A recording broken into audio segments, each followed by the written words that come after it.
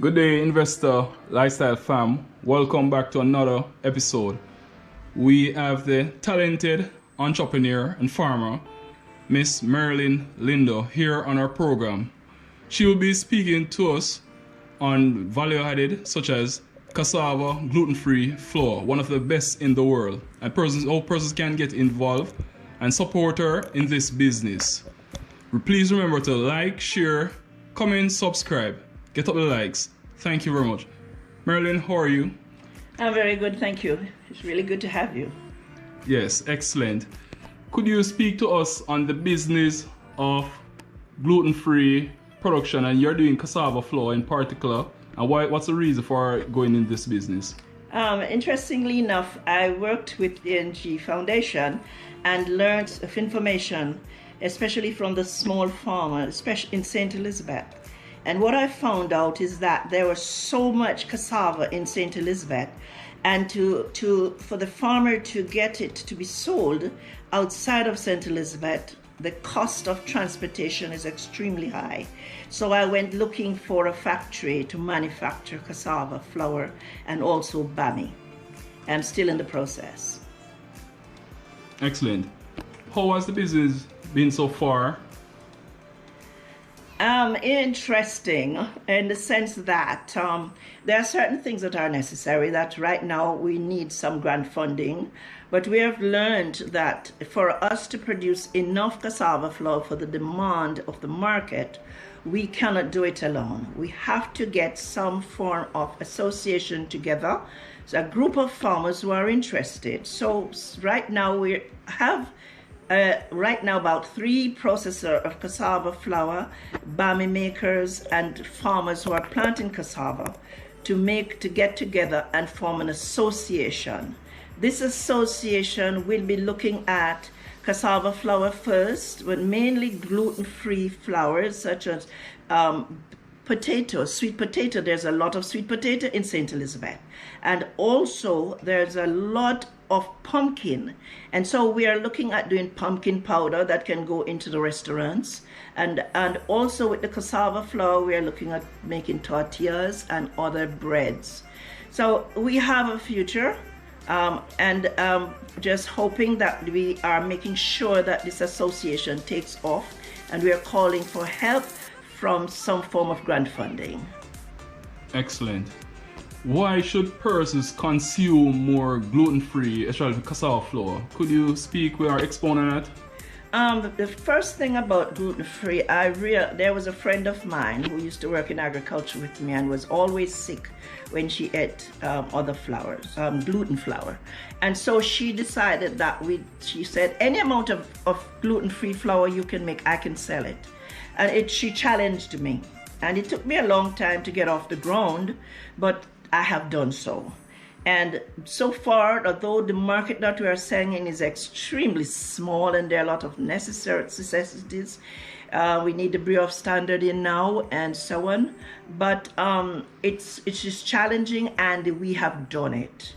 Diabetics, very interesting for the diabetics. Those who have a problem with nutrition, very good for vitamins, very good for the stomach, very good for digestion. Also, the vegetarians go for it. The whole cost of production will be reduced when we have increased our production line.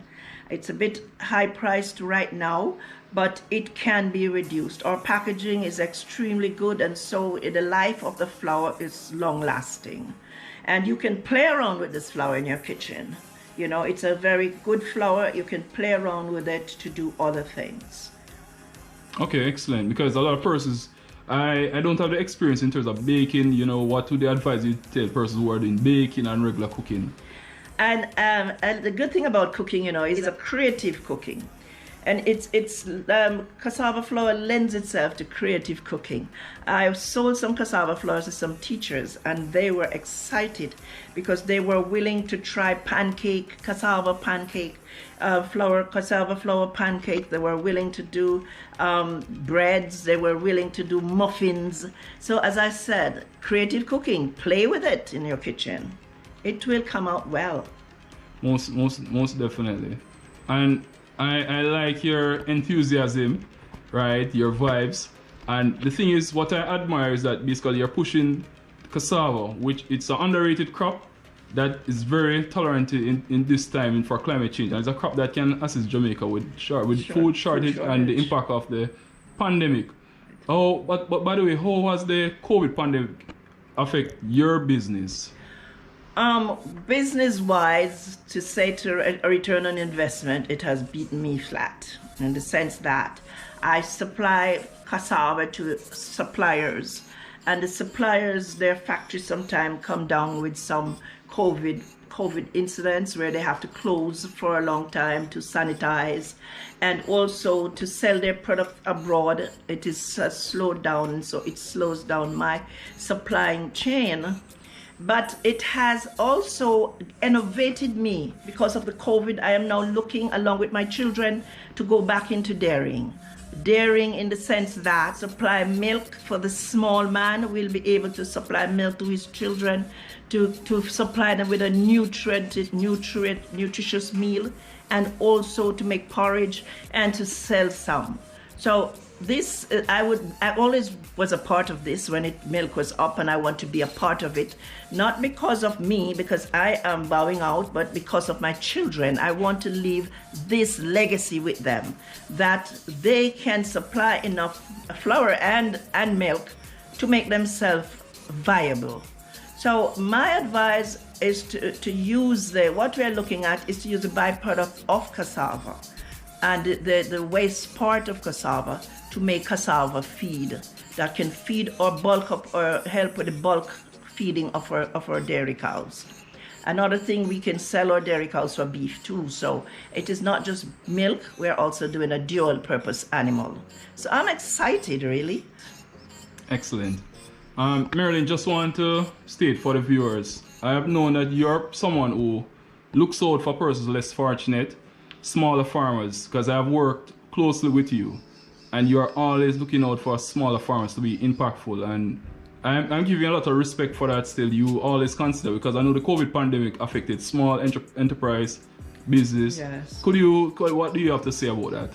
Well, what I've done is, since leaving Red Stripe, I know what amount of cassava is in the field. I have been everywhere to know where the cassava areas are.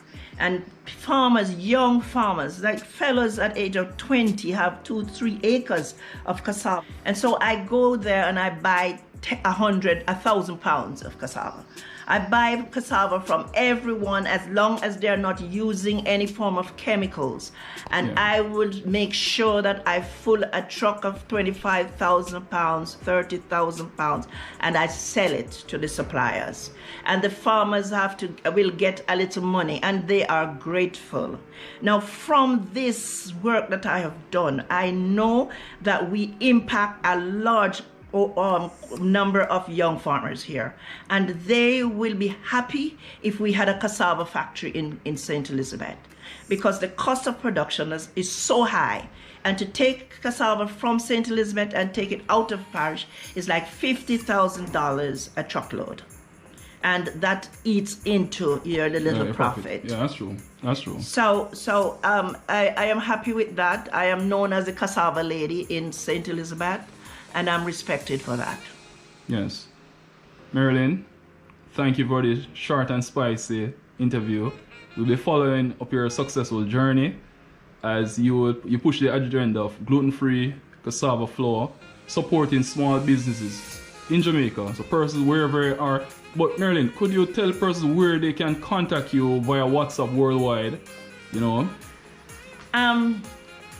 Stephanie, STEPHNEY, Stephanie, Lindo, lowercase, STEPHNEYLINDO @gmail.com. Okay. All right. What, do you mind putting out your number, or you? Sure. My operating number is 876-772-7124. Please talk with me. I would be interested to talk to you. Thank you, viewers. I hope you enjoy this episode.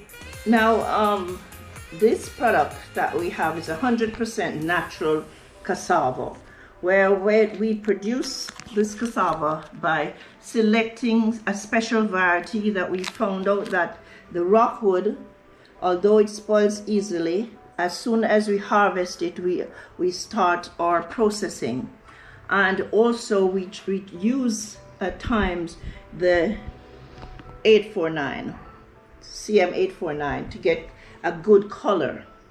We after processing, after cleaning and slicing, it is placed into a dryer, and this is air dried, sun dried into dryers, and then it is pulverized in a machine. And all of this work is done at the RADA office.